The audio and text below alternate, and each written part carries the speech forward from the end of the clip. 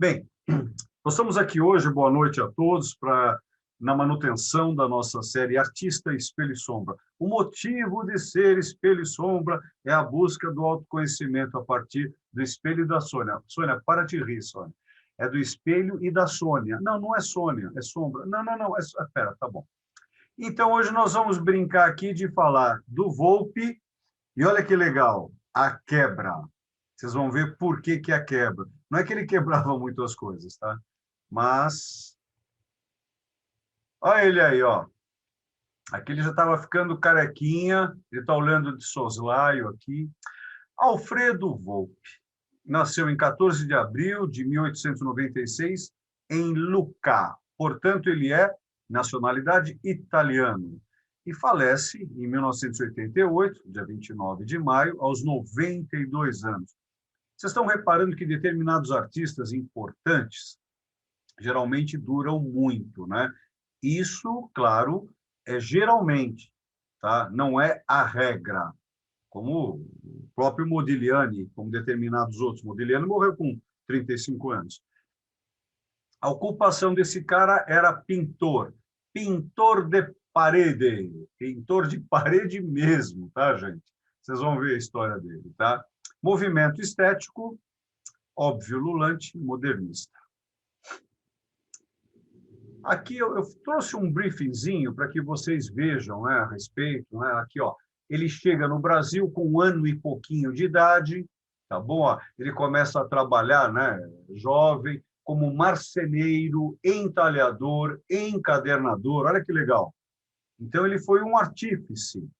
Ele foi artista e artífice, né?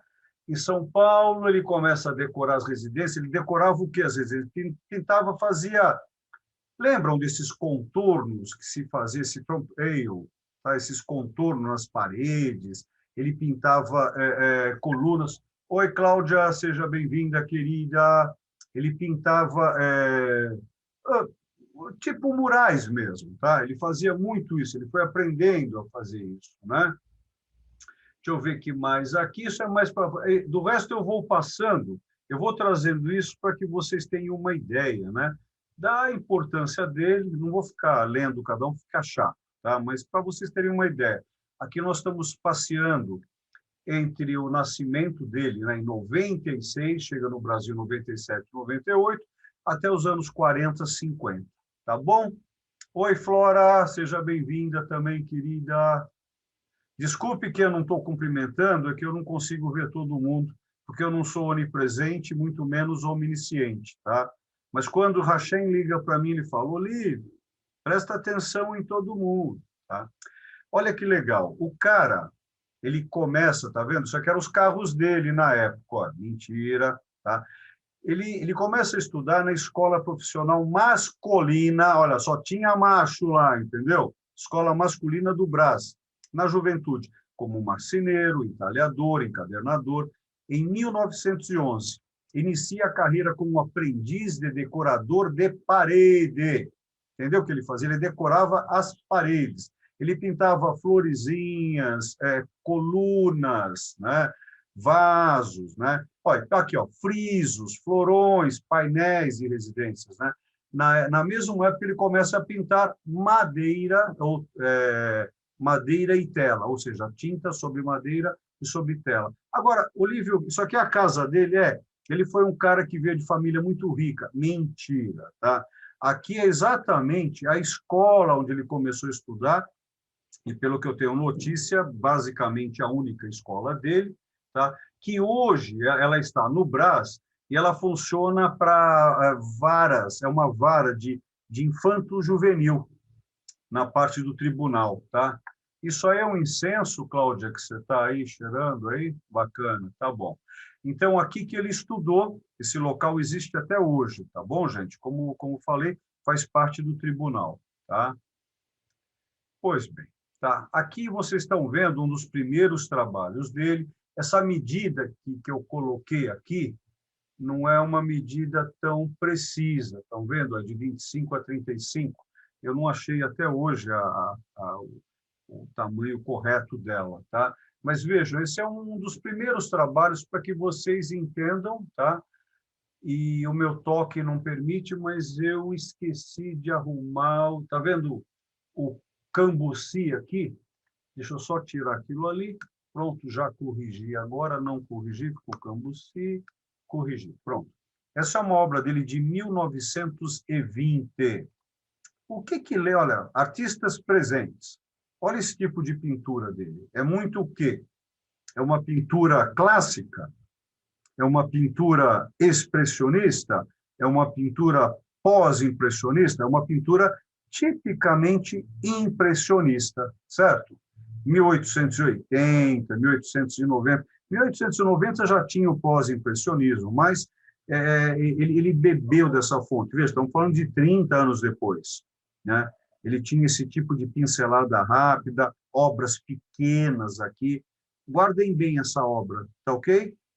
Fotografaram na mente de vocês, tá? E aí a gente vai percebendo que ele, olha só, olha o fundo, as pinceladas rápidas, uma obra também de 1960, tá? Desculpe, 1920, 60 por 50.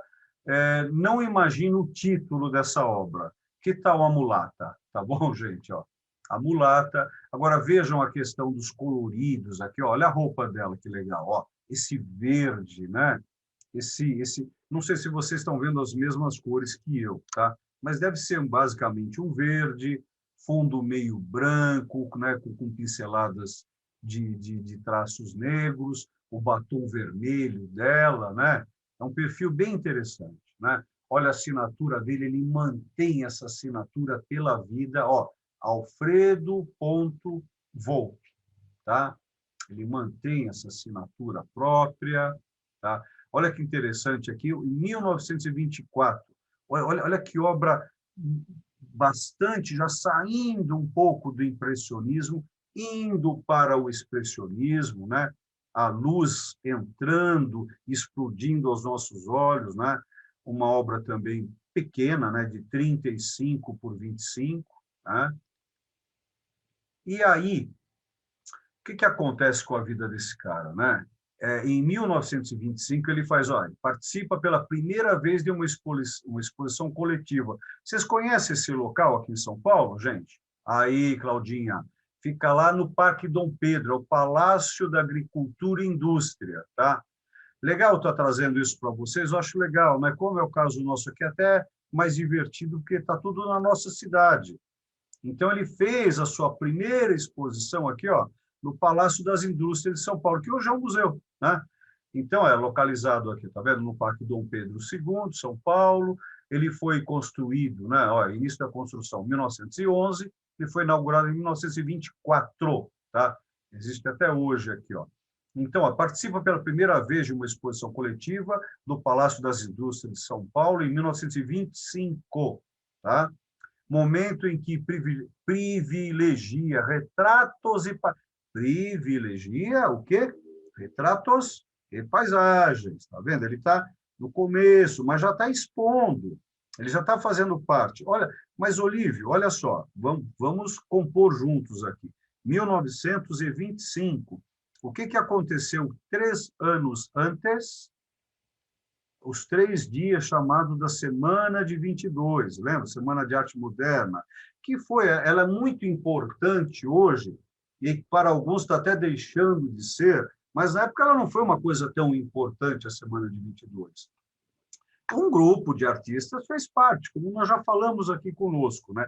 E Volpe, né? Aí ele está expondo aqui, né? Uma outra condição, né? Por causa da grande sensibilidade na representação da luz e da sutileza, no uso das cores, é comparado aos Le Impression, né? Os impressionistas. Outras obras da década de 1920, no entanto, contam com traços que remetem a composições românticas. Romântica, lembrando, o romantismo ele está em final de 1700, começo de 1700, começo de 1800.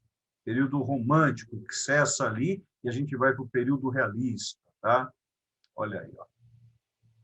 E aqui nós estamos vendo ó, uma obra de 1930 dele. Olha que bucólico, que romântico. Tá?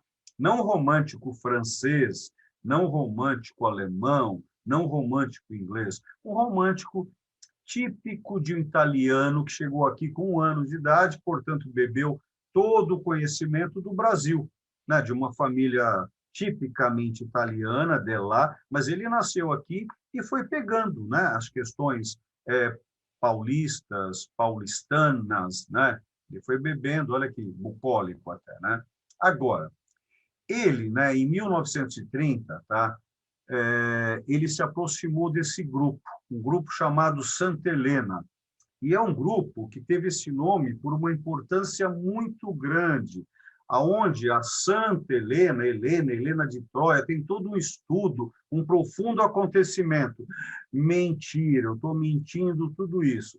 Se chamava Santa Helena porque era o nome desse prédio. Eles se reuniam nesse prédio, que é onde fica hoje o Corpo de Bombeiro na Praça da Sé. Tá? Olha, lembrando, olha, Palacete Santa Helena é homenagem a Santa Helena, aquela que era Helena de Troia, lá edifício Santa Helena, é nada. Eles criaram esse grupo, eles começaram a se encontrar, alugaram um pedacinho ali, começaram a se encontrar, e Volpi fez parte e não fez tanta parte. Tá? Se vocês quiserem saber um pouco mais profundamente, quando eu monto uma aula aqui, percebam, a aula não é do Olívio, tá? O Olívio ele é um compilador. Eu vou pegando de sites, de livros, que realmente eu, como acadêmico, confio. Então, no caso aqui, tem muita coisa de casas de leilão, como, por exemplo, do James Lisboa, né? Então, muitos dos dados aqui fazem parte da enciclopédia, né? Do Banco Itaú. Eu vou pegando desses locais que são importantes também. E claro que eu pego dos livros que tenho, né? Então, é sempre legal quando vocês fizerem pesquisa, tá? O que eu estou querendo dizer aqui? Já sei, eu vou começar assim. Em primeiro lugar, tomem muito cuidado com a internet. A internet não é um livro acadêmico, aonde foi questionado, foi pesquisado, foi determinado, tá? A internet tem de tudo, e onde tem de tudo, tem nada. Então, quando vocês forem fazer algo realmente importante, peguem. Vocês não querem pegar um livro importante, né, para saber de alguma coisa? Então, peguem um site, entenda, site local, né, um sítio, né, um site próprio para o que vocês estejam pesquisando, seja caixinha de fósforo, um Volpe, um museu, tentem ir para o oficial, tá? Depois que vocês estudarem muito e cansarem do oficial, saiam do rio e vão para a margem. Aí vocês vão virar marginais, tá? Mas é importante caminhar no rio. É importante estar no rio. Então, tomem cuidado.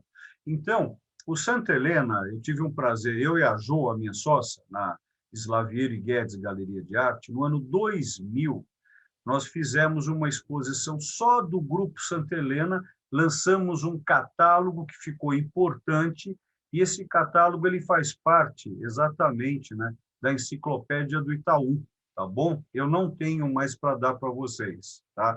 Nem para vender eu tenho, tá? Eu não tenho mais. Isso tem 21 anos atrás. Nós fizemos essa exposição, foi muito legal. Eu aprendi muito a fazer essa exposição, dos quais, no Grupo Santa Helena, eu acho tão engraçado nessa palavra portuguesa, edifício Santa Helena, né? Que os portugueses, eles... Não vou fazer essa piada de português, senão vão bater em mim, né? Eu, como Guedes de Almeida, eu posso fazer, mas eu não vou fazer, melhor não. Ó, na década de 1930, né, o Grupo Santa Helena, ele é formado por quem? Mário Zanini, Francisco Rebolo, Fúvio Penac, Aldo Bonadei, entre outros, tá? Que é muito legal. E ele participa, não que ele fizesse parte, mas ele participa. Como ele participa, então ele fez parte, tá bom? Nesse sentido, tá? Porque lembra que a gente estava estudando o que é uma escola, né? O que é um grupo de pesquisa, né? É todo dia, é dividir a conta, é pagar o aluguel junto, né? Tem tudo isso. Em 1937, ele conhece o Ernesto de Fiori, importante figura no desenvolvimento artístico de Volpi. com De Fiore, aprende que o tema pintura e suas possibilidades narrativas não são tão importantes quanto os elementos plásticos formais. Estão compreendendo? Tá? Narrativa é uma coisa, plástico formal é outra, mas claro que elas se misturam. Tá? A partir desse ano, participa de salões, né, da FAP, tá? Que é a Família Artista Paulista, tá? Que é um grupo de pesquisadores ali, que é bem legal esse... E o que eu fiz aqui? Pronto, não, está tudo ok, está tudo ok. Ah, não era para andar, tá vendo? É o sistema. Volta, bonitão aqui, vem cá. Voltou.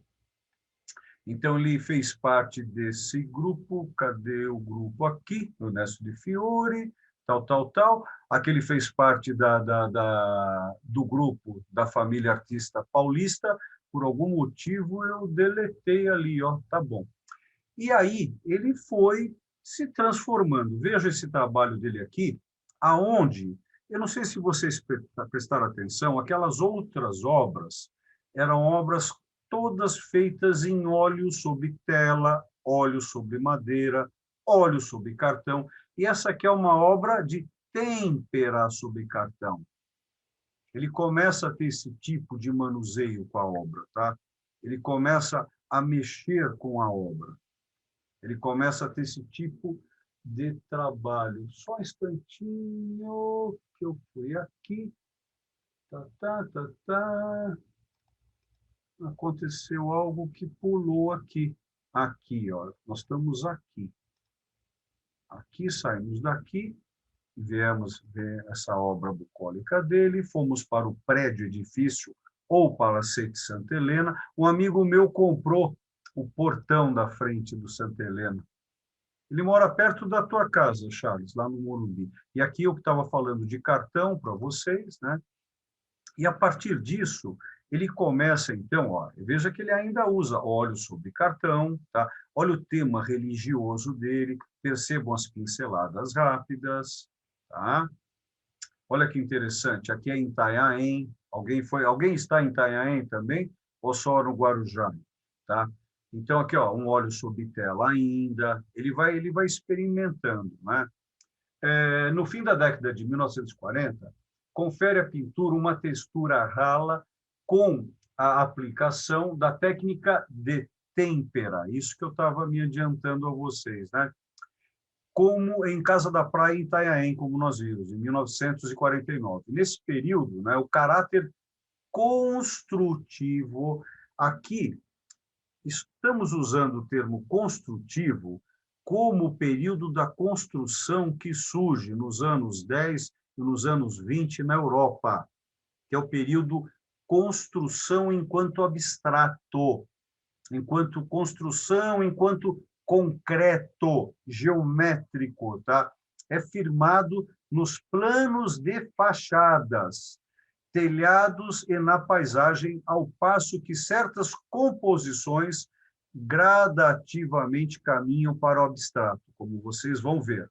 Por isso que eu pedi para que vocês guardassem. Aqui tem todo aquele histórico que eu gosto de colocar, de 1940 a 1960, 59, né? Vocês vão vendo as coisas por onde eles vão, por onde ele vai passando e o que ele vai encontrando. Indo para frente, só para ter por base, nós temos aqui, olha que coincidência, né? Uma mulata, fase de 1949, né? Que é o ano também mais importante das mulatas de quem? De Di Cavalcanti. Tá? Um dia a gente vai falar de Di Cavalcanti aqui. Por que a mulata surge nesse período? Qual a importância disso? Né?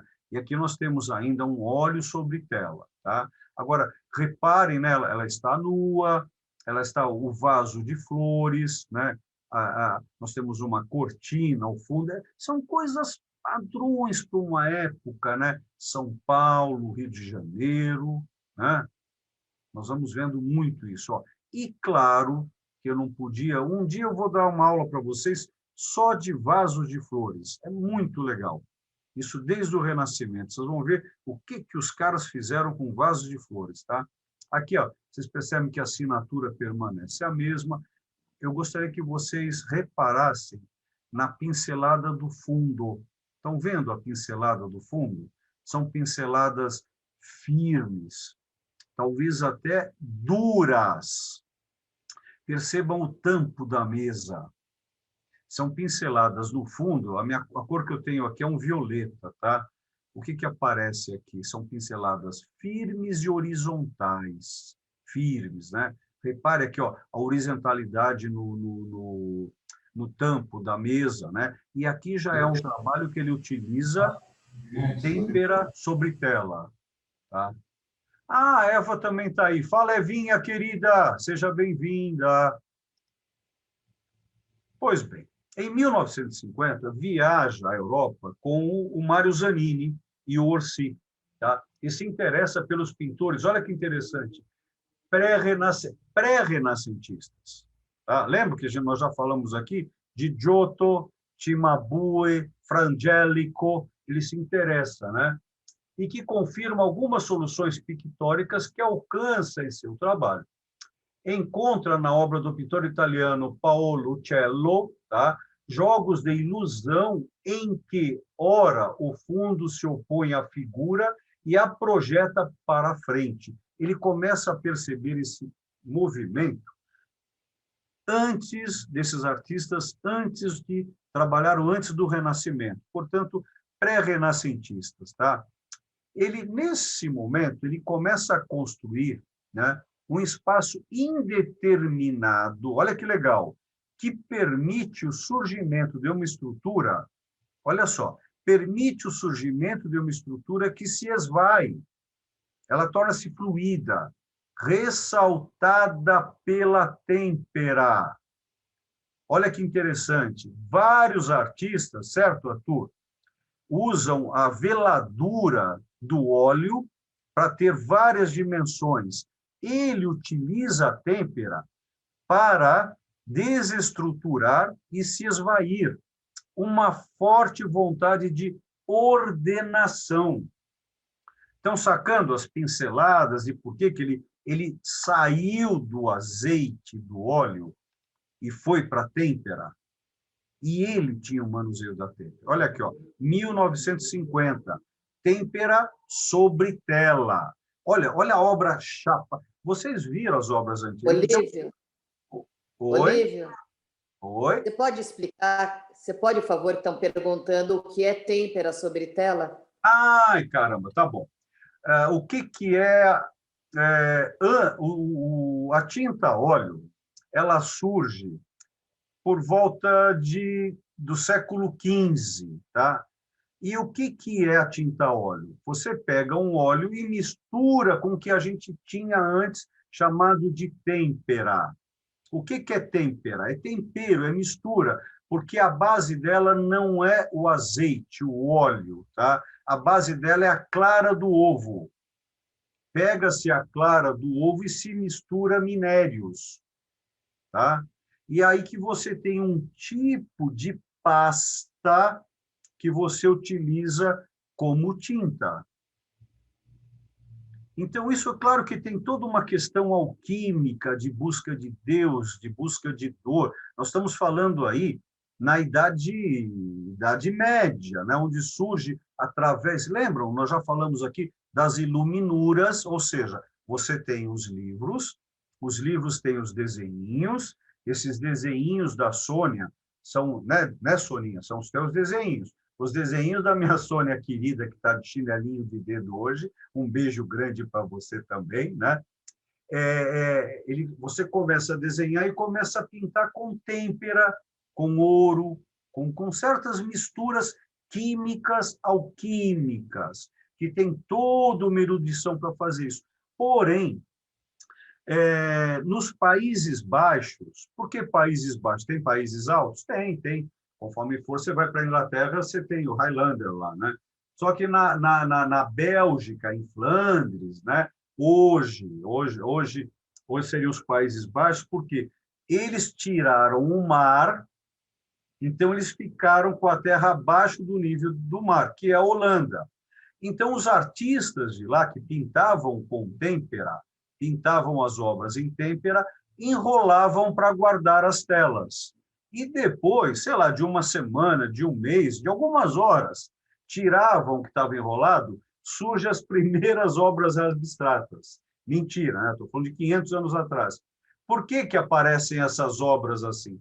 Porque a umidade nos Países Baixos é exorbitante. Então, a têmpera não suporta ficar misturada junto com a terra, com a tela enrolada. Então, aí, o que que eles fizeram? Testes. Aí, os irmãos Eck, né, inventaram de misturar o óleo. Aí, cria-se a tinta a óleo. Um dia, Sônia, a gente vai falar só sobre essas técnicas, porque todas elas têm de origem alquímica. É linda as histórias, porque eles faziam junto com Brahot. Eles faziam a tinta misturadas com orações. Tá? Eles buscavam Deus para criar as tintas. Então, imagina quando aqueles que faziam vidro queriam ter um vidro vermelho. Quantos sangues eles colocaram na cilha? O que é o vidro? O vidro é areia em alta temperatura. Então, para dar cor ao vidro, você precisa colocar uma mistura. E, originalmente, eles achavam que o vermelho era o sangue. Mas não, é óxido de ferro. Então, tem toda uma composição metódica para isso. Expliquei para vocês a questão da têmpera e do óleo, tá bom? Então, vamos lá. Agora, voltando aqui, olha que interessante. Vocês viram os primeiros trabalhos dele. Ele tinha uma condição de paralaxe. Paralaxe é um termo da física que quer dizer ter a capacidade de ver a distância. Por isso que nós temos dois olhos. Se nós tivéssemos um olho só, a gente não veria a profundidade. Então, os dois olhos criam a distância, a óptica, né, aonde você tem a chamada paralaxe. Você consegue ver a distância. Você sabe, por exemplo, que o teclado de vocês está antes da tela. Eu espero que não esteja ninguém ao contrário disso, né? Mas, geralmente, é assim, você vê o antes. E o que vocês estão vendo nessa obra aqui, nessa fachada, olha a palavra, fachada, nesse facho, tá? Não é facho do fascismo, hein? Essa fachada que é outra história. Vocês não estão olhando aqui uma obra que tem a questão de vários planos, de vários movimentos, porque o óleo ele cria a veladura. O que é veladura? São véus. O óleo ele cria vários planos. Por isso que tem tinta, óleo que ainda não secou há 300 anos. É chamado de véus. Você vai criando essas veladuras. A têmpera, dependendo de como você a utilize, mas é muito difícil. Ela dá esse chapado, ela dá essa objetividade, olha que frase feita, né? Feita, nua e crua. Você não tem níveis, você não tem o primeiro nível, o segundo nível, o terceiro, a não ser que você queira inventar, tá? Mas aqui o trabalho dele é plano, é uma fachada, tá? Agora, percebam, essas fachadas, elas têm uma qualidade de formas duras e cores duras, mas esse é o trabalho dele. Ele foi saindo de uma questão de perspectiva, que ele não perdeu a perspectiva, ele modificou na sua mente a perspectiva. Para o leigo, né, que vai olhar isso, lembra aquela frase feita? Meu filho faz melhor. Claro que não faz coisa nenhuma. Ele faz porque ele viu e vai copiar isso, né? Mas agora, por que que o Volpe, essa é a questão, por que que ele foi chegando nisso? Por que ele foi modificando isso, né? Por que que uma obra, a obra dele, o valor da obra do Volpe depende dos 6 tamanhos ou o 7º tamanho que ele tem. Quanto maior a obra, mais cara ela é. Claro, aí claro que nós vamos entrar na questão também, né, do conteúdo e narrativa, do período que ela foi feita também. Existem vários fatores que classificam, substancializam ou caracterizam o valor de uma obra de arte. nunca é simples. E obra de arte não pode ser. Andando, tá? Vocês, olha que coisa mais simples, essa fachada de 1950. E ela tem 73 centímetros por 30, 29 e 40, né? 30 centímetros. Olha que coisa simples, limpa. Poxa, mas ele piorou com a obra. Esse é o ponto. Não. Ele foi limpando, por isso que ele ficou apaixonado quando estava, né, na Itália pelos pré-renascentistas. Aquilo é a música dele, aquilo é o trabalho dele. Participa das 3 primeiras bienais internacionais de São Paulo, 51, 53, 55. Em 1953, divide com Di Cavalcanti o prêmio de melhor pintor nacional. Olha esses dois, que importante, tá? É convidado a participar das exposições nacionais de arte concreta. Lembro que eu estava falando para vocês da questão da construção, que aqui no Brasil surge nos anos 50 a chamada arte concreta.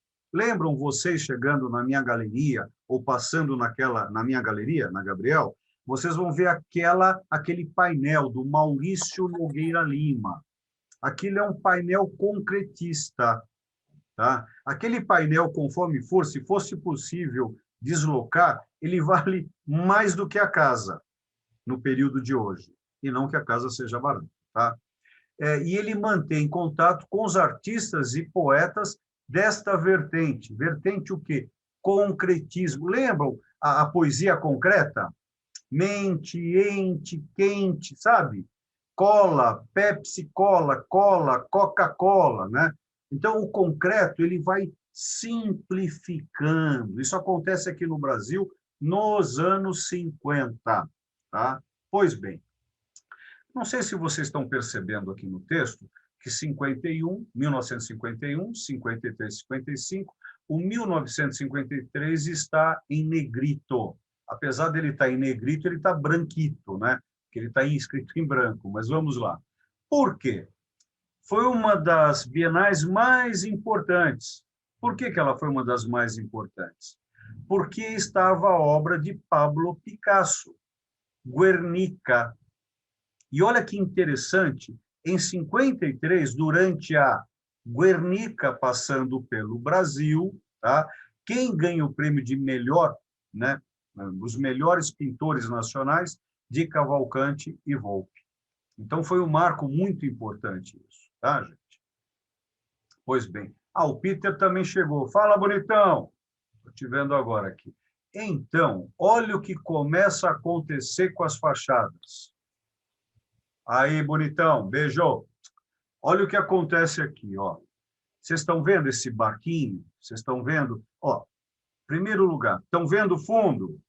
Então, né? Olha a pincelada dele do fundo. Percebam a pincelada da forma como ele faz os pássaros, esses 4 pássaros. Vocês estão vendo esse barquinho? Que se você virar esse barco de lado, ele vai ser uma vela. Vocês já vão entender onde a gente vai chegar. Vocês estão vendo mastros? Estão vendo mastros? Estão vendo as bandeirinhas, tá? Claro, é bandeirinha, é mês de junho, né? A festa juniana aí, legal, né? Essa é uma obra que pertence ao MAC, Museu de Arte Contemporânea aqui da USP, qual nós fazemos parte, tá?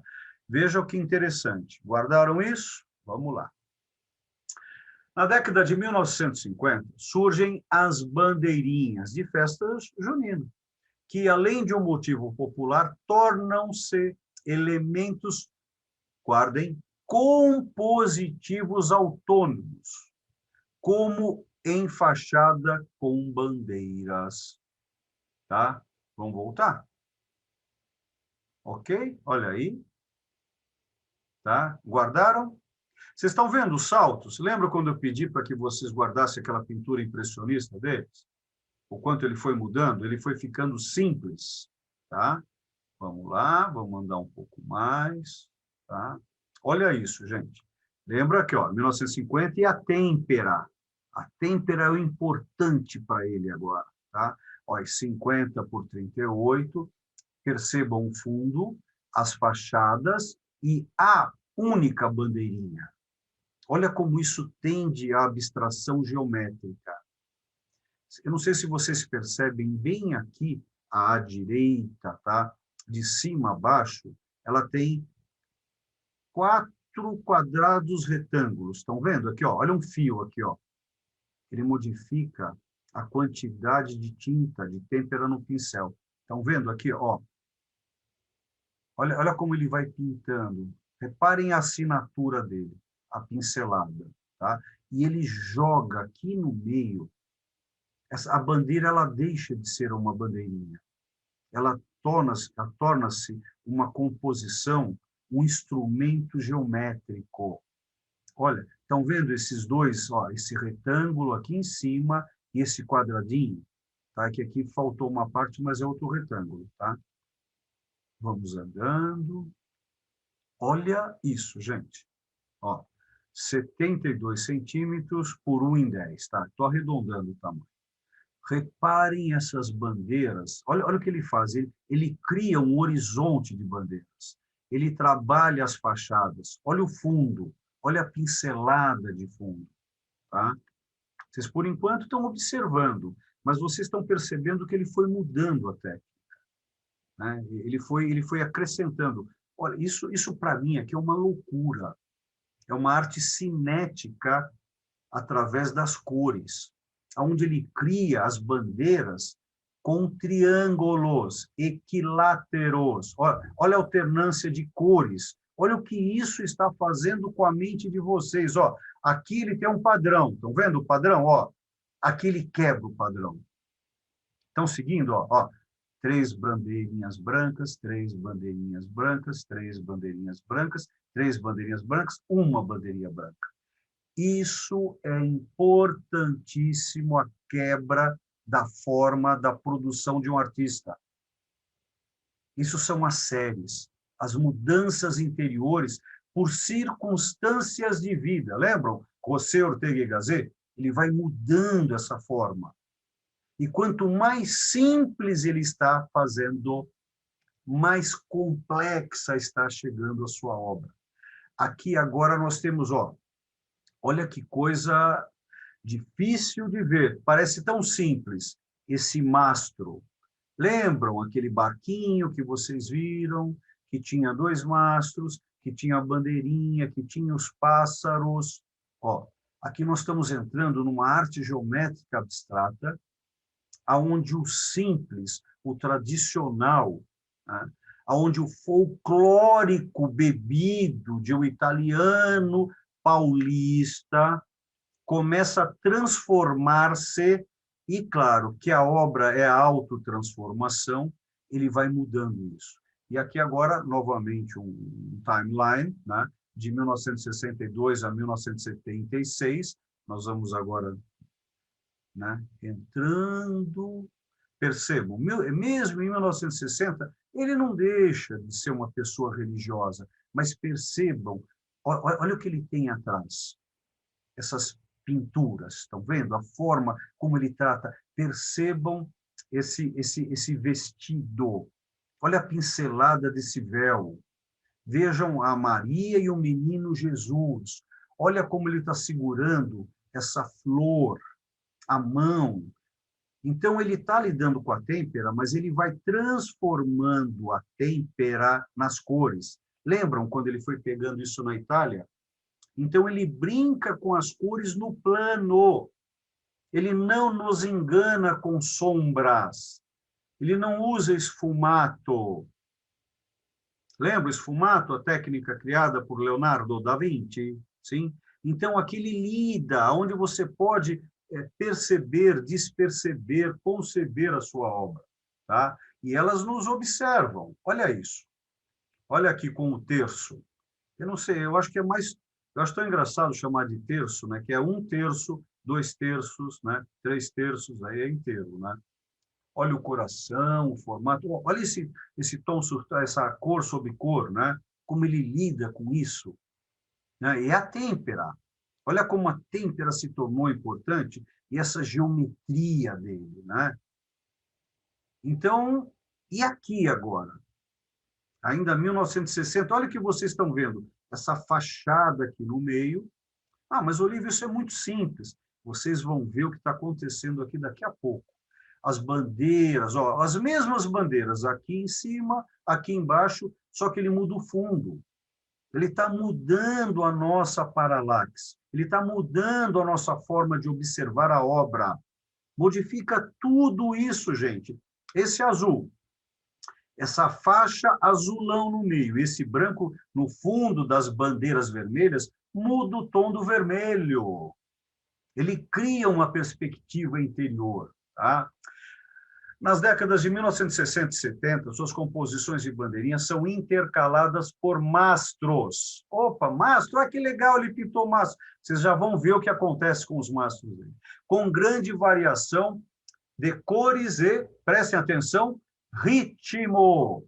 Ritmo, música, frequência de onda. Tá? A técnica da têmpera lhe permite renunciar à impessoalidade do uso de tintas industriais e do trabalho automatizado e mecânico, ou seja, ele faz as suas telas, ele faz o seu chassis, ele faz a sua moldura, ele faz seus pincéis e, óbvio, e ululante, ele faz as suas tintas, dos quais os artistas concretistas se aproximam.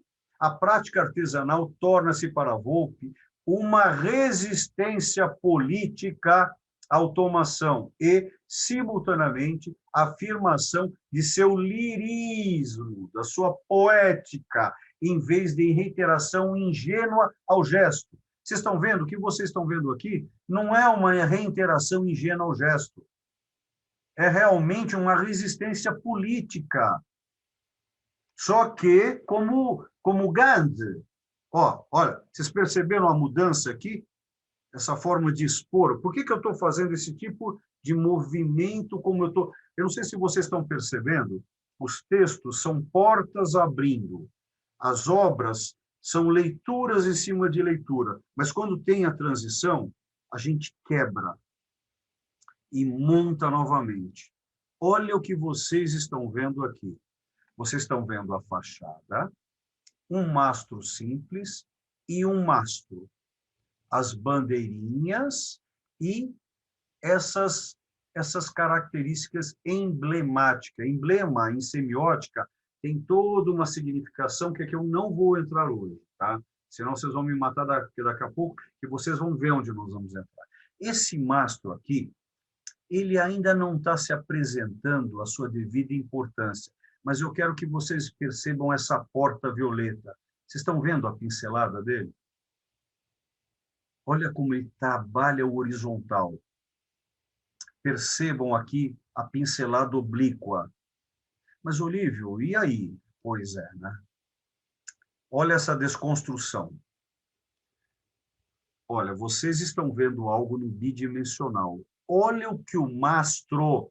Aqui são bandeiras estilizadas, bandeirinhas estilizadas, e elas estão sendo... Olha que legal essa montagem.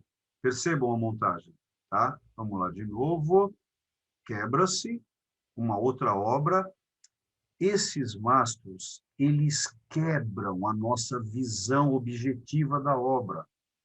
Os mastros quebram a nossa relação com a realidade. Você não tem simplesmente uma pintura. Porém, reparem as pinceladas. Elas continuam horizontais, porém, elas vão tendo angulações. Reparem as cores que a têmpera simples que ele precisou de uma tinta simples, de cores simples, para trazer o seu interior complexo.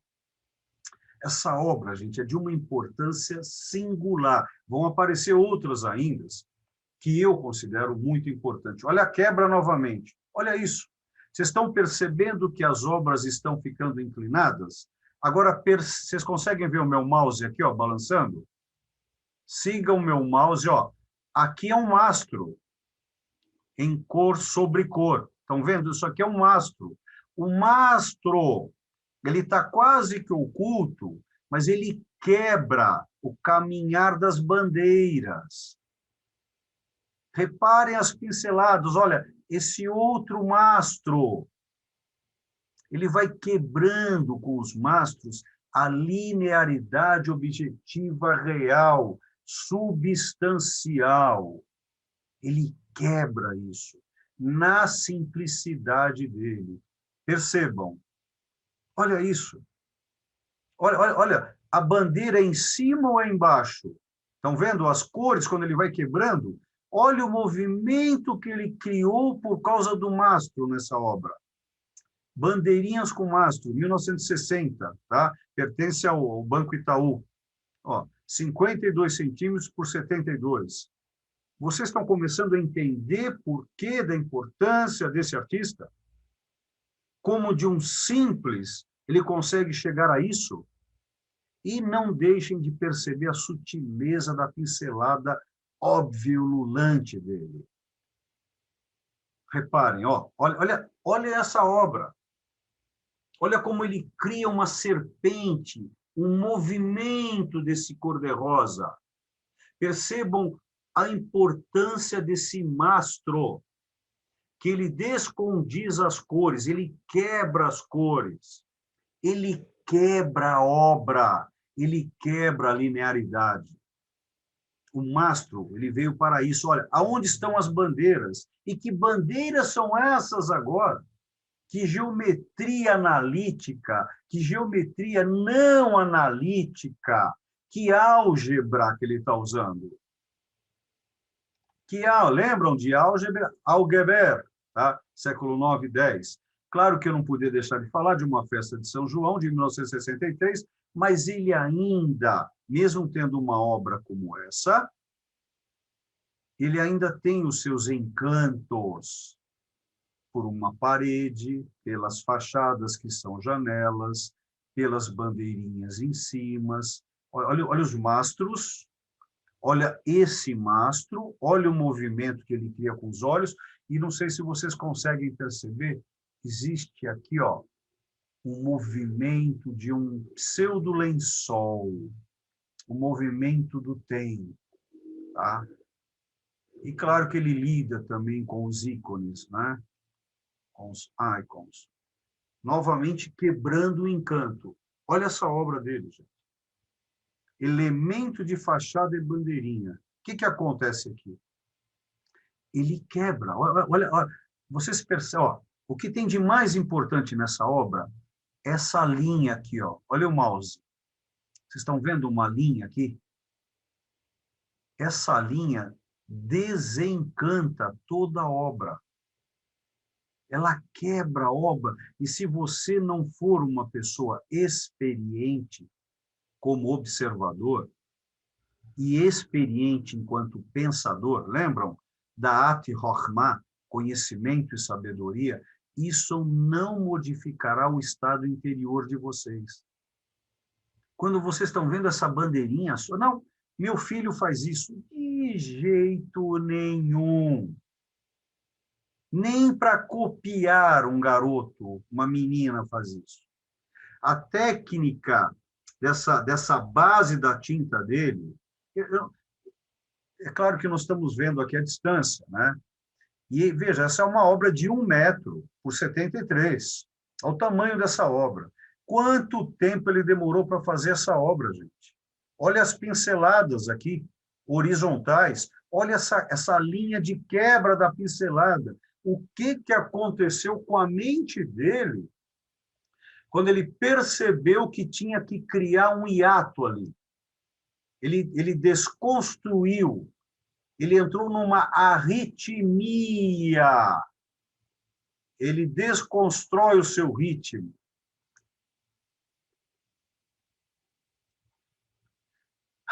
E agora? Essa questão próxima a uma monocromia. Olha o branco sobre branco, sobre branco, sobre gelo, talvez um cinza preto. É isso que ele conseguiu fazer com a têmpera. Aqui está mais claro o risco. Estão vendo o risco? Ó. Olha o que ele pode estar criando aqui, uma bandeira enorme, se a obra continua fora. Aqui entra, ele começa a trazer as velas. Ele quebra todo um outro conteúdo dele.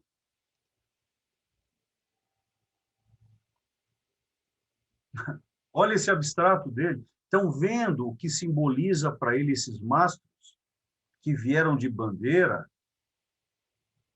Olha a sutileza desse cara.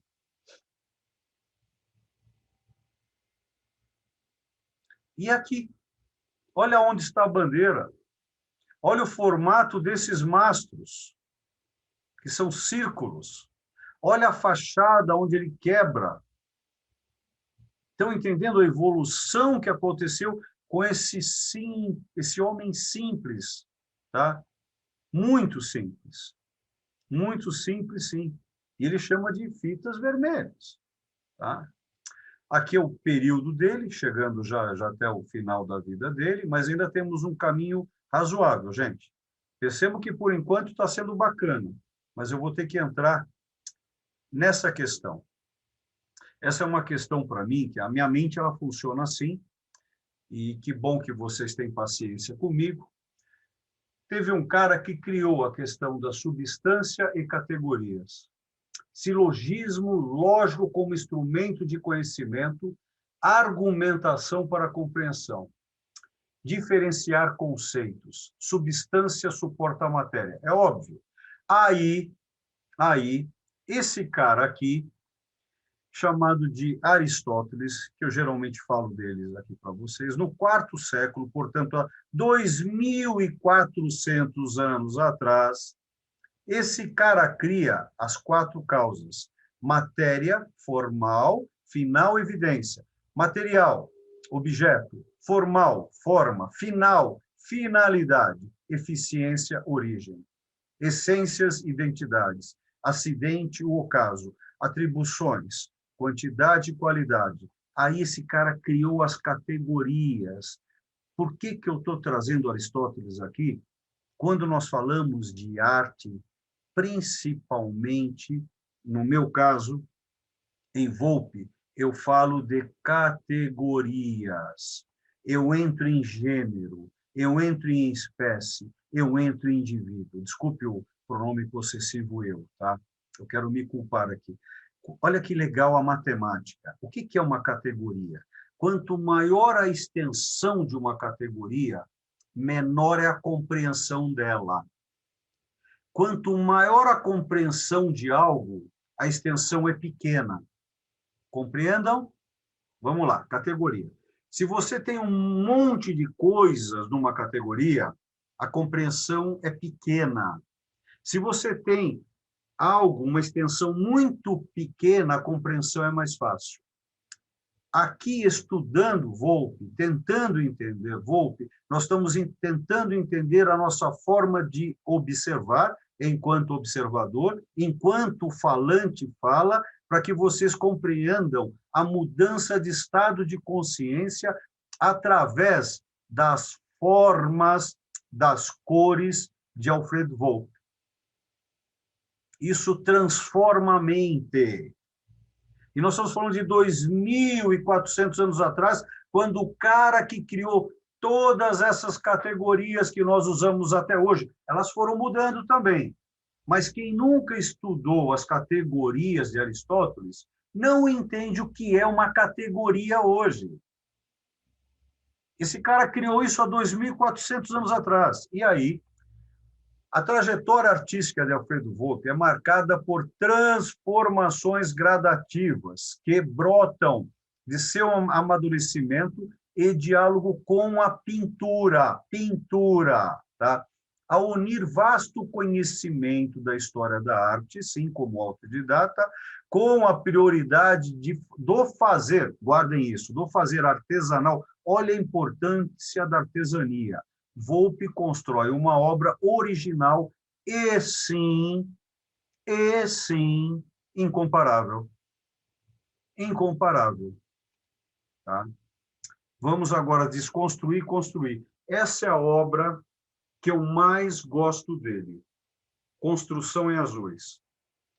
Se vocês conseguirem ver essa obra, Sandra, vai ser difícil você ver no celular, mas vocês percebem que a obra entra dentro da obra, mesmo sendo feita com têmpera. Ela está em movimento puro a partir das formas e cores. As linhas quebram a minha forma observacional. Se elas quebram a minha observação, elas quebram a minha forma de pensar. Se quebram a minha forma de pensar, quebram a minha forma de falar. Se quebram a minha forma de falar, quebram a minha ação. Essas obras são transformadoras. Bem, o nome dessas obras, desse período dele, é chamado de ogiva. Bandeirinhas com ogiva. Vocês sabem por que ogiva? Vocês lembram o que é uma ogiva? A ogiva está numa catedral gótica, portanto, há 1100, 1200 anos atrás. A ogiva, sigam, se for possível, o mouse. A ogiva é isso aqui, ó. Estão vendo a cor mais escura do azul? Isso é uma ogiva. É uma entrada para um outro mundo. Aqui nós estamos na frente de uma catedral gótica. E percebam o que ele fez com as bandeirinhas. Ou são triângulos apontando para cima, ou são bandeiras. Cadê a ogiva? Olha o que ele faz com a nossa mente. E não é uma arte cinética. Percebam essa parede, aonde ela para a parede aqui, é quebrada com esse mastro horizontal. E aqui ele começa uma outra parede. Percebam como isso golpeia a vista de vocês. Percebam como isso quebra os olhos de vocês. Se quebra a vista, os olhos, modifica a mente de vocês. Modifica um estado de observação. Se modifica o estado de observação, modifica um estado de pensar. E aí? E agora? Olha o fundo. Aqui a linha está mais clara. As bandeiras, os mastros e as velas.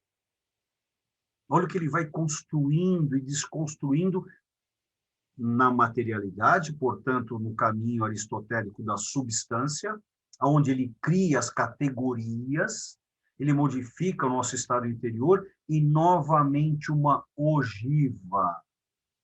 Estão vendo a ogiva?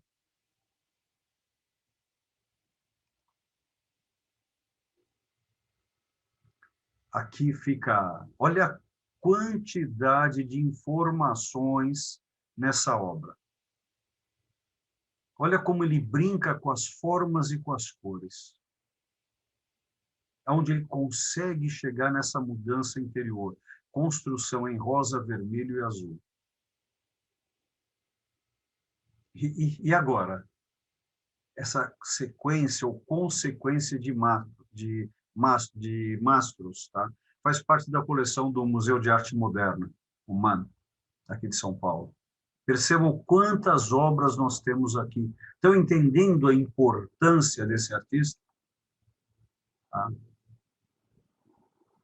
Percebam o tamanho, de novo agora aqui, dessa ogiva, e percebam que vocês conseguem ver aqui, ó, no desenho, uma bandeirinha grande.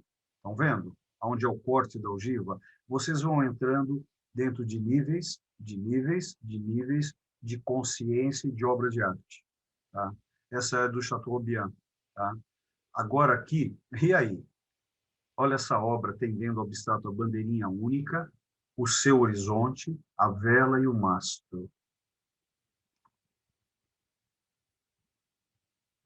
Essa aqui eu trouxe, que é uma das últimas obras dele, no caso aqui a última para nós, 1981, aonde mesmo assim ele traz a fachada como portas e janelas, aonde olha como ele brinca com a sua pincelada própria, a sua assinatura, onde ele consegue ser transformador. E o artista, quando chega a esse nível, o que acontece com ele?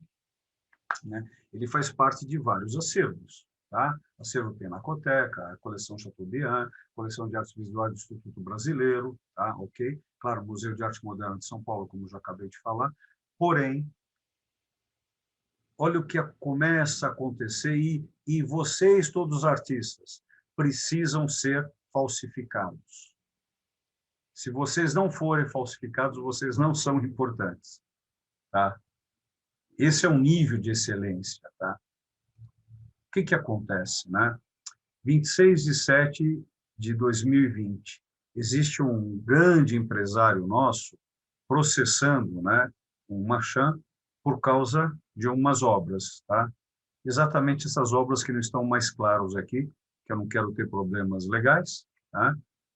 E aqui a gente começa a perceber que um pequeno Volpe, um pequeno, custa R$ 300.000, uma média, 1 milhão. Nós temos Volpes hoje de 4, 5, 6 milhões de reais.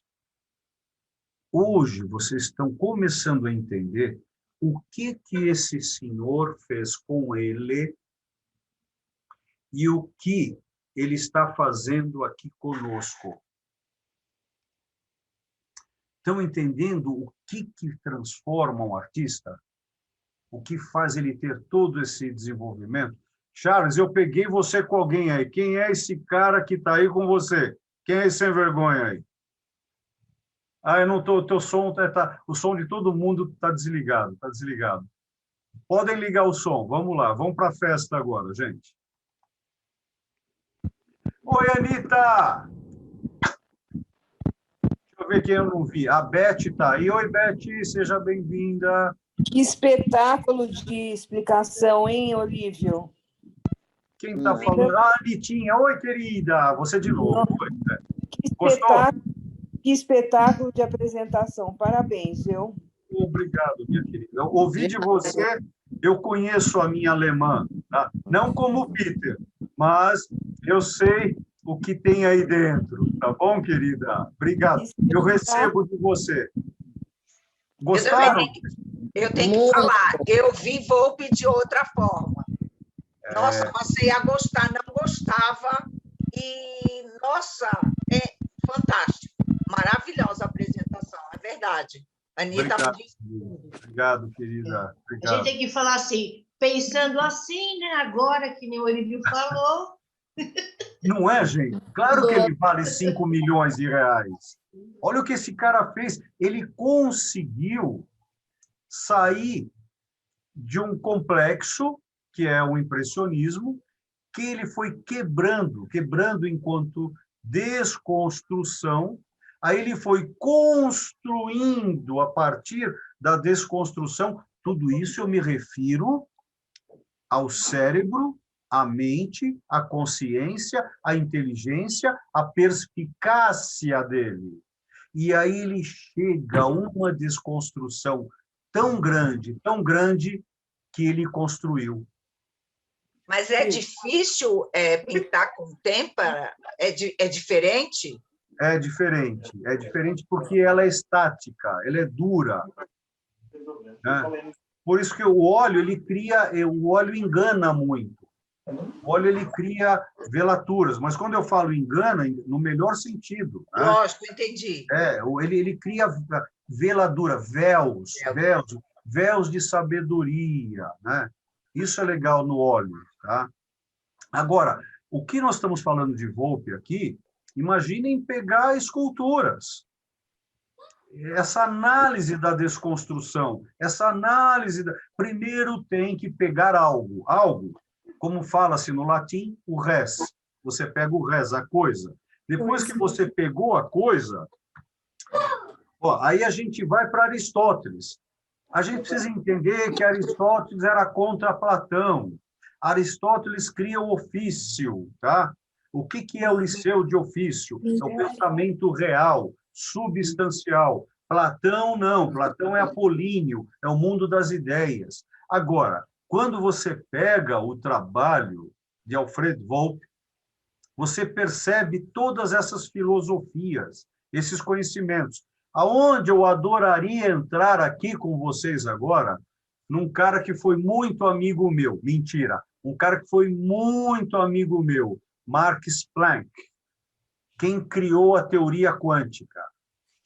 Um dia eu vou dar uma aula para vocês sobre teoria e mecânica quântica embasado nas pinturas de Volpe. Aí vocês vão ver, aí a gente precisa estar embriagado, precisa beber junto, e vocês vão ter que me aguentar um pouco como vocês me aguentam, tá? Então, perceberam o caminhar de Volpe, o quanto que esse cara é importante, gente? Fantástico. Fazer uma fantástico. pergunta? O que ele vale? Claro, claro, Nilson. Manda, querido. Olha, pelo que eu percebi, ele teve uma evolução de uma situação mais objetiva e seguiu para um abstrato, aonde ele Pera. Ele teve uma evolução no nosso observador objetivo, mas de uma mudança interior subjetiva. Tá. Eu acredito que nessa finalização, o que ele adotou os mastros, as bandeiras, ele quis representar, pela minha pouca interpretação que eu consigo fazer, subidas e descidas de graus, ele começa a representar mais com menos do que da fase anterior. Eu acredito isso. Less is more, né? Thanks very much. Essa é a questão. Ele consegue. Agora, você precisa ter esse estado, né? Você precisa ter. É um estado de consciência. Esse é um dos artistas que eu tive o prazer de conhecer, tá? Acreditem ou cientifiquem, muito simples, vida simples.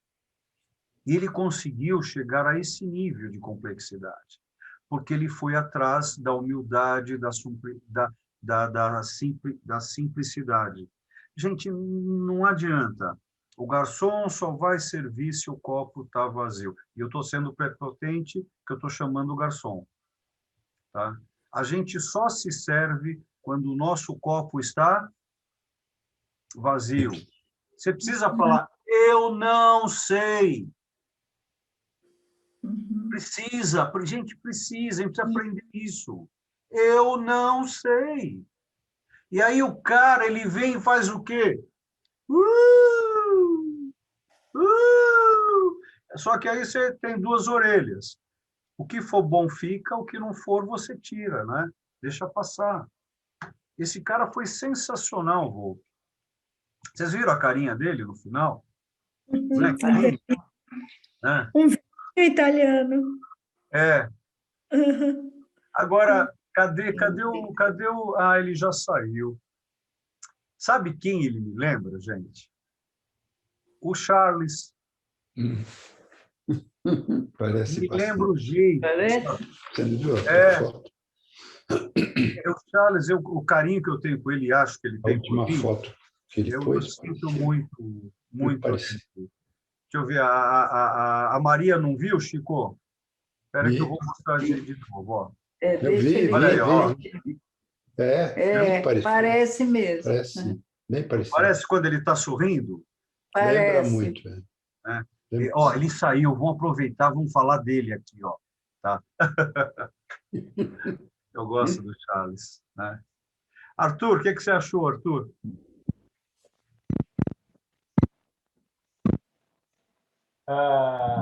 Eu reitero o que já falaram, isso não foi uma aula de compilador, foi uma aula absolutamente autoral, isso deveria virar um livro, porque eu nunca vi essa elucidação do processo dessa maneira. Eu jamais enxergaria tudo isso que você nos explanou. E o que eu acho espetacular é que esses pintores foram lidando de uma maneira muito forte com algo dentro deles para que esse processo se estabelecesse. Não foi algo gratuito, foi um processo, não sei, a palavra não é essa, mas é um processo doloroso de alguma maneira. Você está certo, foi um processo e doloroso, está certo.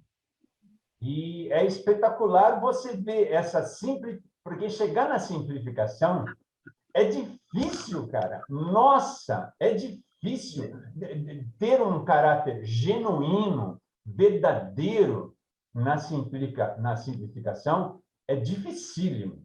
É dificílimo. E a coragem, né? A coragem que ele teve, né? Coragem, claro. Acho que é Eu importante. tenho um amigo, eu não sei se alguém conhece, o Sérgio Lucena.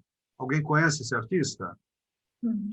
A Nineta conhece, tá? O Sérgio é um amigo meu de muitos anos e ele está chegando num nível de abstração, mas um nível de abstração, tá?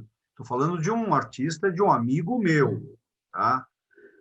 Que é para muito poucos, aonde logo, logo não terá tinta na canvas dele.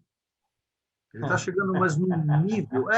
Não, procurem esse cara, Sérgio Lucena, tá? É um cara, é um querido amigo. Deixa eu ver uma coisa aqui, espera aqui. Não, eu tô com a rede fechada. Com a rede não, estou com os procuradores aqui fechados. É um trabalho muito legal do Sérgio. Ele lembra o Rothko um pouco. Eu acho que o Rothko, tá? Na questão, você veja, quem é o Rothko? Né? É o Arcângelo Iannelli, Tom, tá? Então, só que o Rothko, ele tinha... É que aqui, acho que... Arthur, eu entendi o que você me embriagou. Então, certas coisas realmente são da minha... Eu compilei e utilizo esses sites oficiais, mas tem muita coisa aqui que realmente é da minha viagem, principalmente buscar Aristóteles, né, meu querido? Hoje você é um querido amigo já, né? Apesar da gente ter uma amizade nova, né? Eu não sei se isso está acontecendo com vocês na vida. Eu tenho amigos que eu conheço há 40 anos, que há 40 anos não me dizem mais nada, gente. E eu tenho amigos novos de 1 ano que estão me dizendo tudo, né?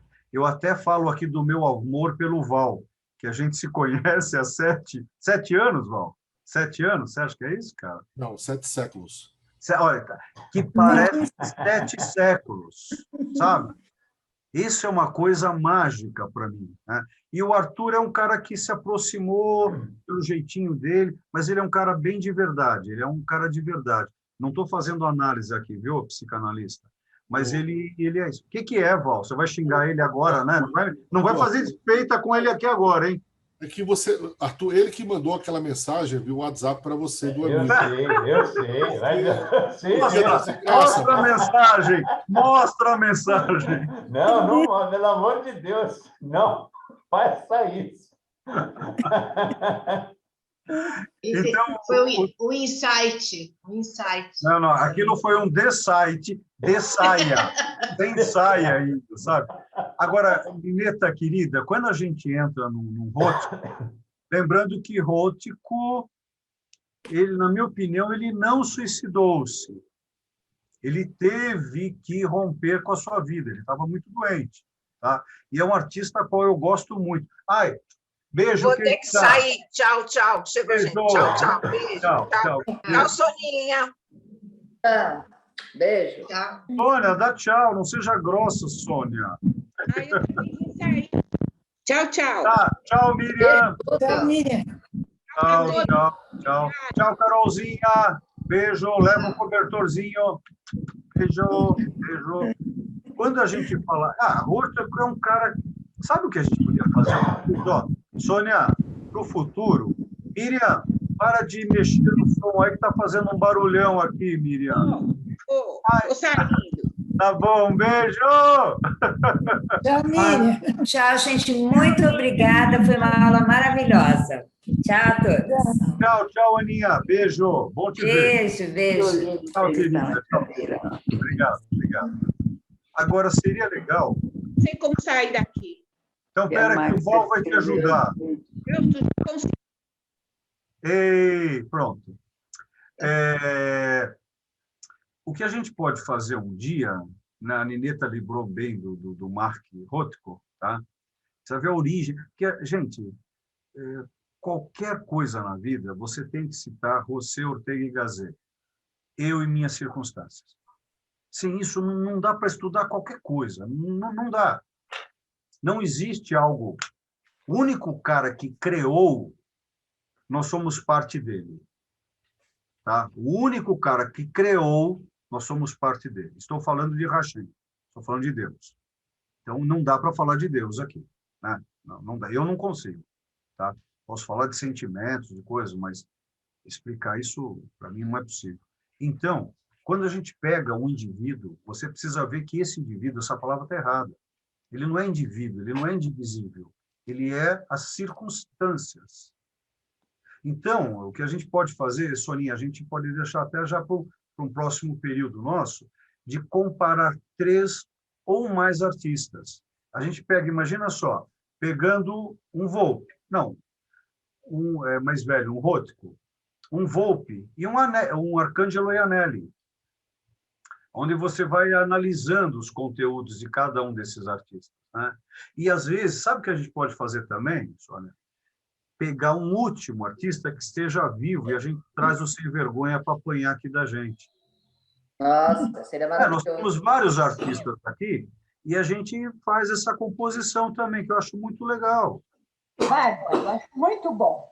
Não é, Taninha? Então, de repente, sabe, hoje, sabe quem caberia aqui? Eu chamaria o Petit, o Antônio Petkov. Eu chamaria o Petit para conversar conosco. É que o Petit, eu tenho uma paixão por ele, e ele tem uma paixão por um outro Olívio. Ele tem a paixão pelo Olívio físico. Sempre quando ele me apresenta, ele fala, esse aqui é o Olívio Guedes, meu amigo físico. Tá? Que é Por quê? Porque a obra do Antônio Petkov está embasada além do número áureo. Ele usa o número φ, tá? 1.6, o número áureo. Só que ele vai além disso. Né? Ele já está muito além. Mas é a base dele. Então, se vocês analisarem as cores, as obras, vocês vão ver a evolução do Toninho. Do Petkov. Sabe? É como a evolução de um Granato, como a evolução do Claudinho, do Tosi. Tá? Você vai vendo o caminhar de cada um deles, do Cassiporé.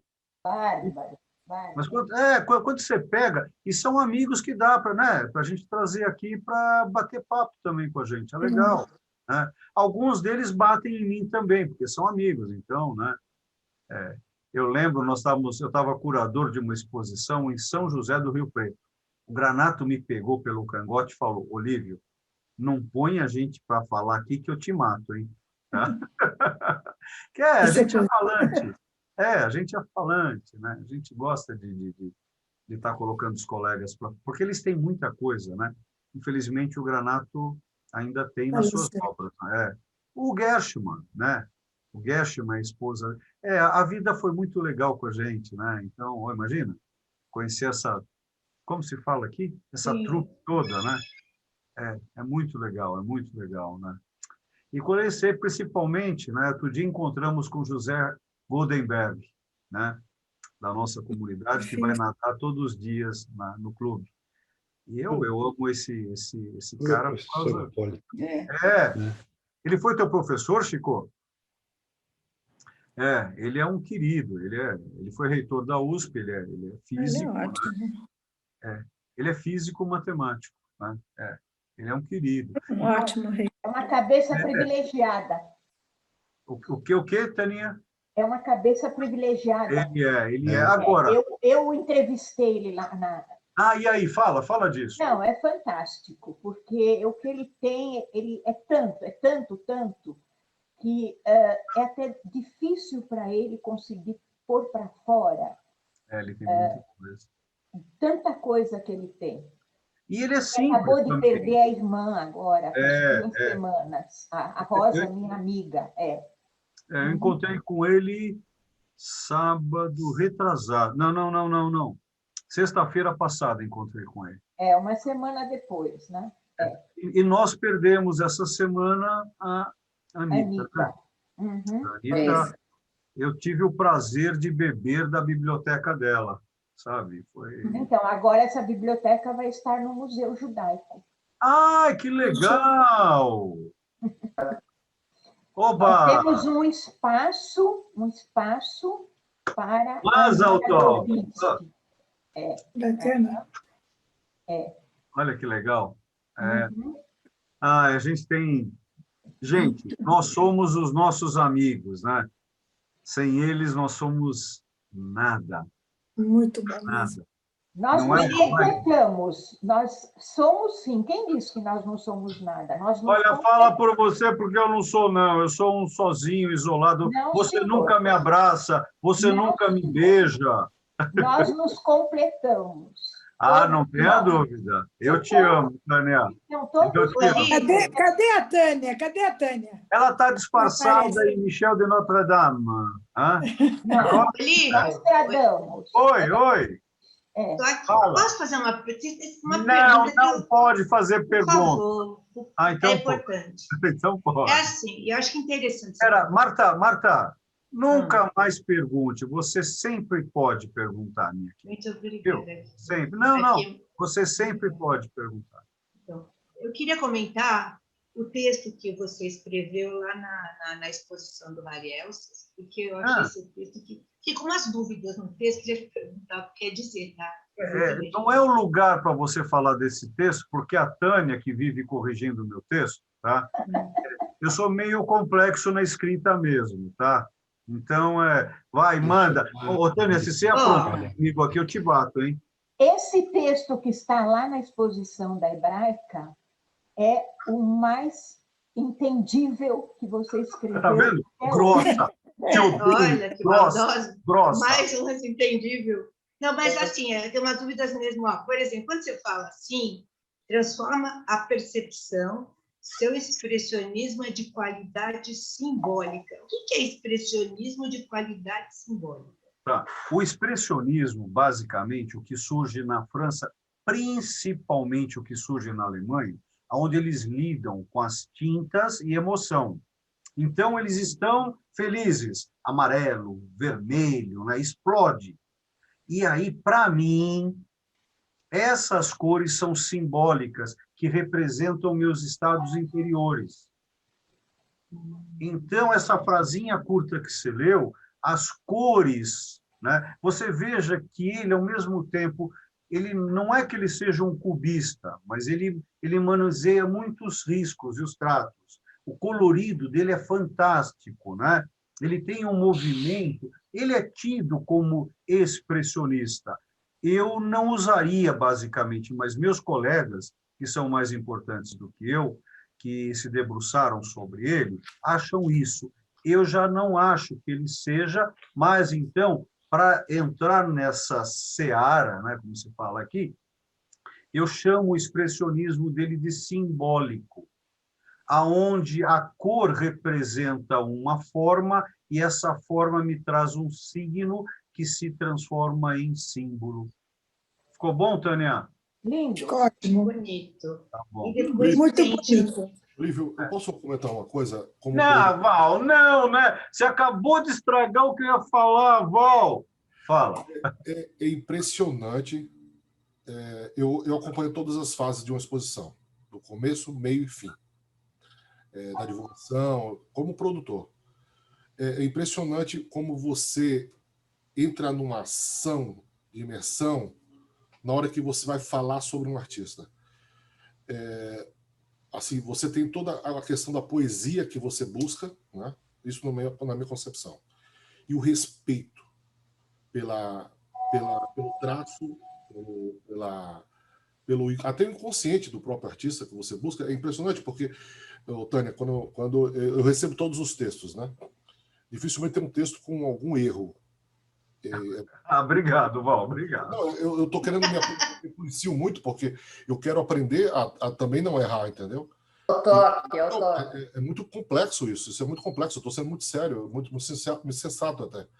O respeito que você tem com os artistas, quando você coloca o teu nome e você faz aquela eu acho que chega a ser uma poesia, Tânia. Por isso que eu acho que até você vai buscar eu acho que você faz uma meditação. Eu não sei se você fuma um baseado, não sei que porra é essa, desculpa a expressão. O que você faz, cara, é uma coisa louca. Uma expressão muito Val.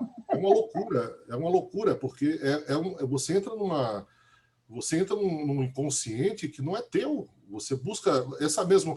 Quando você escreveu do próprio Arthur mesmo, né? Quando eu acompanho há muito tempo de vários artistas, é muito sério isso. E é muito bonito, né? Porque você tem uma. Eu não sei que droga é essa que tu usa também. Que vinho é esse que tu usa também? Deixa eu comentar um pouquinho. Começar a usar essa porra, porque não é possível. Não, é que eu vou almoçar na casa da Maria e o Chico fica colocando uma pimenta lá, e essa pimenta é transformadora, cara. E eu vou almoçar toda semana lá, antes de fazer o texto. Mas é muito intenso. Muito bem. Será bem-vindo. Deixa eu comentar um pouquinho, dá licença. Jalapeno. O que o Olívio escreveu na minha exposição, para mim, foi o maior presente que eu poderia receber.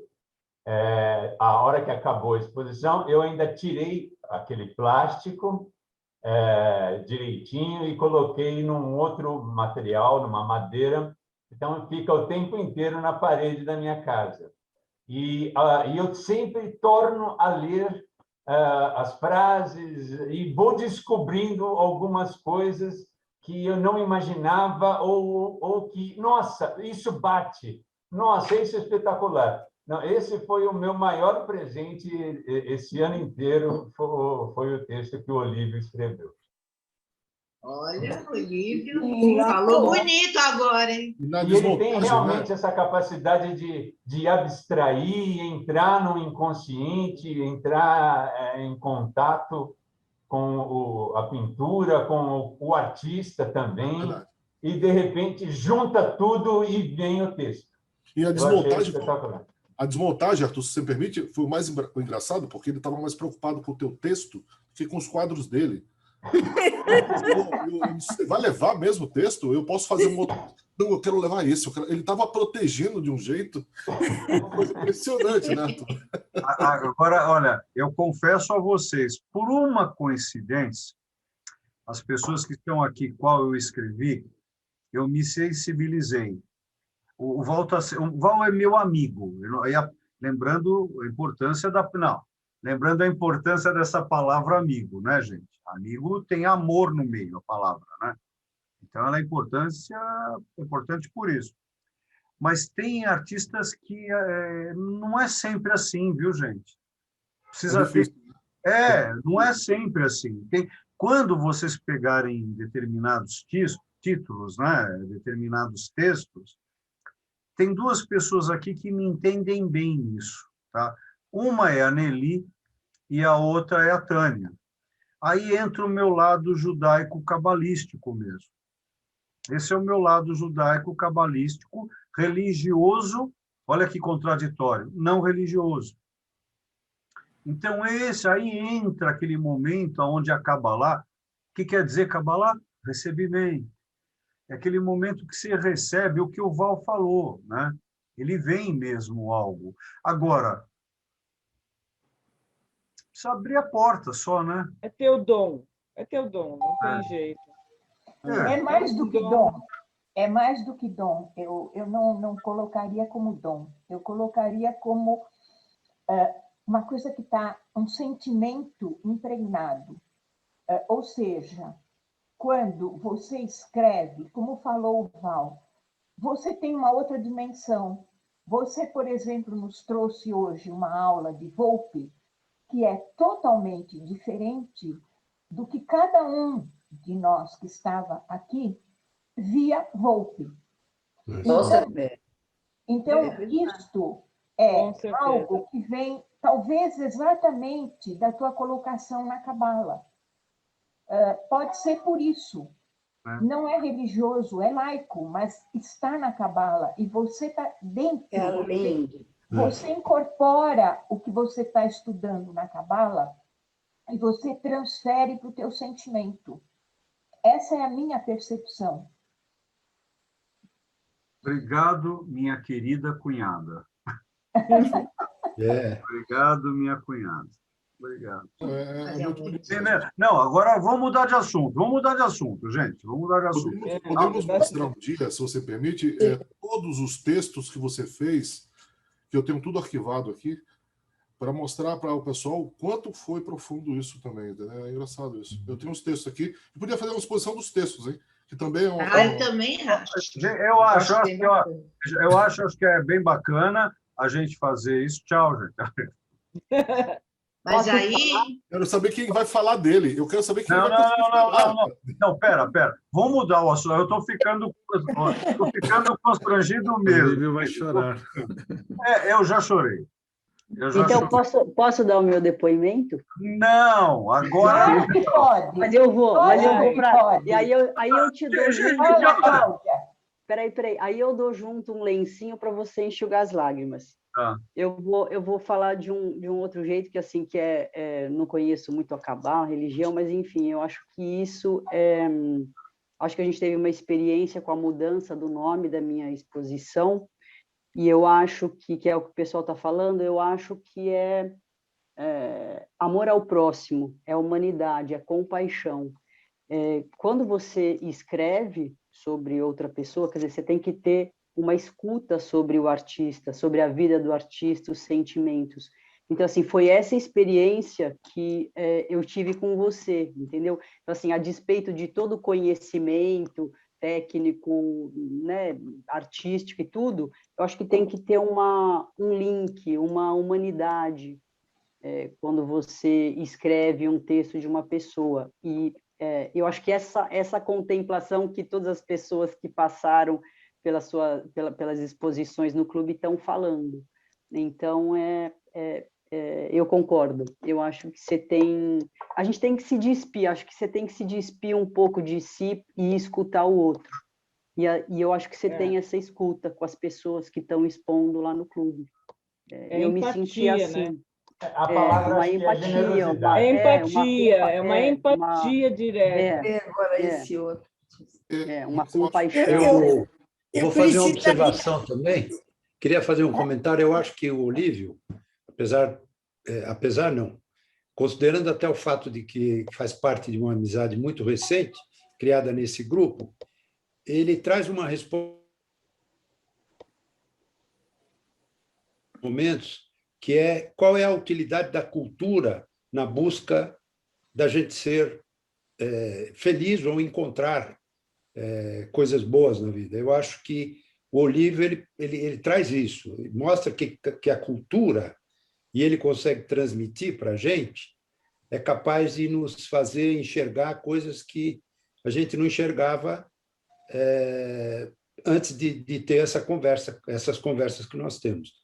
Eu sou um daqueles que, por exemplo, Volpi nunca me chamou a atenção como chamou hoje. Eu acho que ele hoje mostrou um Volpi que tem muita coisa, quando ele falou da física quântica, movimento, as velas querendo chegar no mastro, isso aí é muito significativo. Uma linha dividindo uma tela, onde parece que você está virando a página de um livro, eu achei muito bacana isso. Então, a gente tem que tirar o chapéu, porque o Olívio tem essa característica de ser realmente um master, um mestre. Nos ensinou a ver Volpi. Nos ensinou a ver Volpi. Isso. Certeza. Aqui hoje estamos mudando. Já que estamos falando de grupo e escolas, estamos falando desse grupo escola da Hebraica, que tem esse mestre, com toda essa poética que vai desde a Cabala, com a profundidade da Cabala, até até a parte externa da academia, com toda a segurança que nos transmite, né? Então, a Hebraica está com um excelente mestre dando aula e reunir esse grupo aí. Parabéns. E eu diria que ele não sei se vocês estão me ouvindo, mas eu diria também que ele conseguiu desconstruir um certo olhar. E essa desconstrução que ele nos propôs, ele foi chamando a atenção. Então, e fixou, né? Eu amei. Então, gente, Val, de novo não, Val. Eu tenho que colocar isso, por gentileza. Vai tocar mais. Também é o seguinte, se ele não gosta, se ele não se identifica com o artista, não tem dinheiro no mundo que faça ele assinar. ele só assina o que... eu acho que não é só isso, né?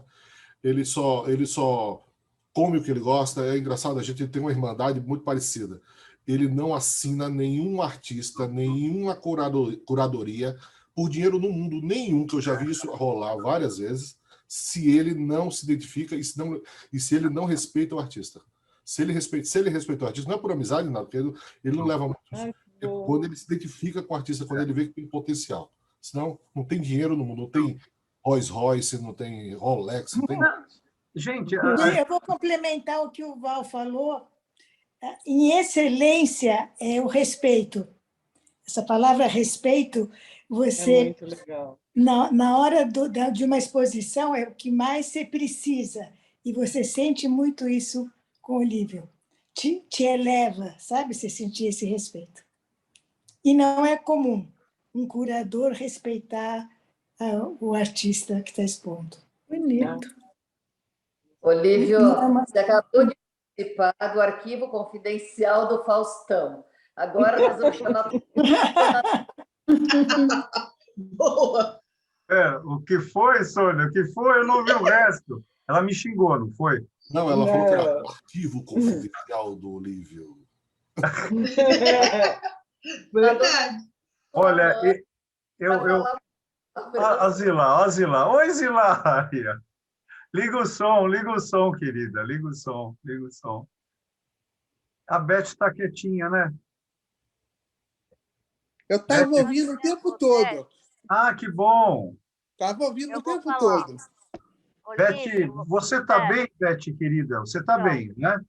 Eu estou bem, mas eu estou exausta e a gente não conseguiu arrumar tudo ainda.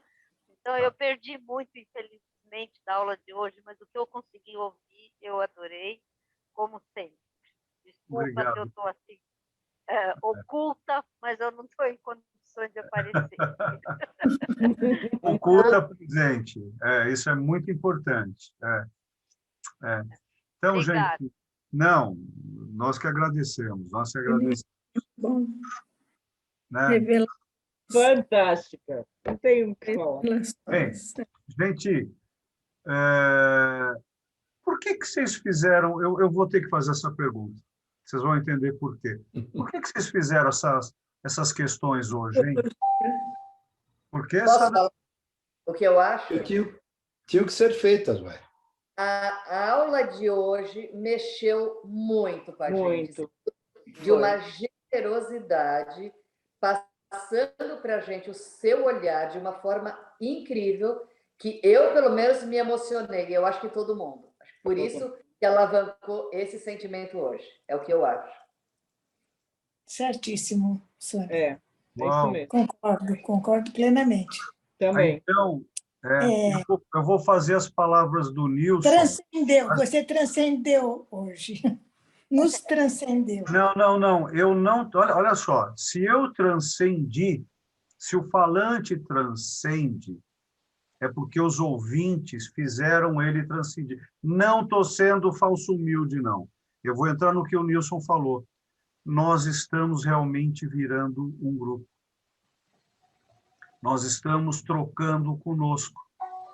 Então, eu recebo o presente. Não, longe de mim, eu recebo os elogios, sim, recebo e aceito e agradeço. Muito obrigado. Porém, isso não é único. Isso vem dessa nossa troca, dessas nossas questões. Não é, Tânia? Hoje foi uma troca. Exatamente. Isso. O que você passou não é que bateu, não bateu, porque bateu é uma palavra dura. Não. O que você passou hoje foi uma nuvem que chegou para nós e ela voltou para você. Olha, lindo. Se é possível, eu estou te amando mais ainda, tá bom? Tá bom. Agora, eu vou falar uma coisa. Hoje é dia 22. No 22, nós temos mais 5 encontros. No último encontro, eu aprendi a guardar segredos por circunstâncias na minha vida. Né, Tânia? A gente tem que aprender a guardar segredos. Então, eu vou revelar o que aconteceu hoje para vocês aqui, no nosso último encontro. Vocês não... Olha, é a frase feita, mas acreditem no que eu vou falar. É cacofônico até. Vocês não vão acreditar o que aconteceu hoje aqui conosco. Eu vou falar na última aula, tá bom? Não, vou falar na penúltima aula, daqui a um mês. Daqui a 4 semanas eu vou revelar a vocês. Vocês não vão acreditar. E não se preocupe, quem não estiver saberá pelo outro, tá? Aconteceu algo aqui que... Ora, como dizem os espanhóis, pero que hay... é isso. Hoje vocês não vão acreditar. Foi mágico. Mas Sônia tem um porquê. Mas, bem, eu quero deixar vocês, obviamente, curiosos, claro, e eu não vou falar mesmo, tá? E vocês vão gostar de, daqui a um mês, perceberem as nossas participações aqui.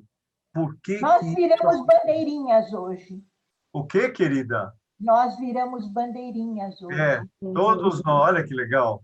Gente, olha, eu amo vocês. Uma boa semana. Bem, final de semana. Shabbat Shalom. Um beijo. Até daqui a pouco, tá bom, gente? E muito obrigado.